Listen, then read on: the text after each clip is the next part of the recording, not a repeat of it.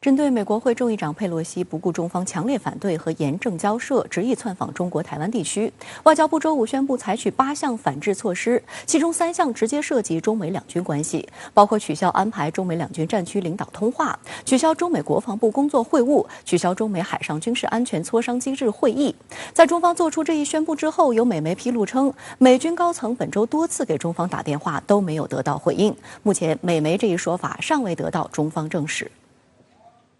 美国政治新闻网周五报道称，据3名知情人士透露，本周由于佩洛西访台，太平洋地区爆发一场危机。中国高级军事官员没有回应美国同行的多次电话。文章声称，北京晾着美国国防部长奥斯汀和美军参谋长联席会议主席马克米莱之际，中国大陆继续在台湾周围进行前所未有的军事演习，发射导弹，部署军舰和飞机。需要指出的是，该报道并不是为了说明美军高层示弱，而是企图将当前中美两军关系面临困境的责任推给中国。文章用了不少笔墨，引述美方官员和专家的话，渲染北京的沉默是危险的举动。美方在这个问题上做文章指责中方似乎不接他们的电话，实际上他们自己心里很明白中方为什么这样做，但是呢，美方还要这样去炒作。目的呢是要转移视线。你看，我们给你要多次通话，你们居然置之不理现在这个局势紧张不是我美方造成的，所以他这样做，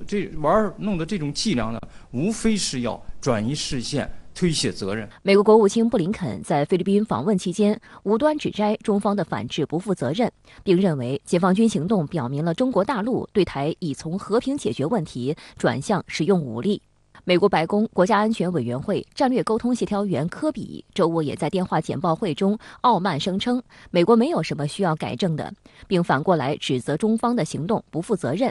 声称只要中方停止军事演习，收回所谓的好战言论，那么台海的紧张局势就会得到大大缓解。Bottom line is we're going to continue our efforts to keep open the lines of communication with Beijing while defending our interests and our values in the region. 美方官员的这些言论显然是倒打一耙。中方已经多次强调，当前局势的根源是美方恶意挑衅在先，中方正当防卫在后。国务委员兼外长王毅周五强调，佩洛西不顾中方坚决反对和反复交涉，实际上在美国政府的纵容和安排下，明目张胆窜访中国台湾地区。这一倒行逆施，严重侵犯中国主权，严重干涉中国内政，严重违背美方所做的承诺，严重危害台海和平稳定。中方理所当然要做出坚决回应。美国觉得他的算盘打错了，他并没有达到他的目的，反而呢，使得中国政府采取了加快这个统一的步伐，因此呢，他是气急败坏，因此呢，他就指责中国。实际上，他这种指责呢，恰恰透露出了美方的心底的一种无奈的表示。布林肯还妄称，中方不应该把全球关切议题当作人质相要挟。Suspending climate cooperation doesn't punish the United States. It punishes the world, particularly the developing world.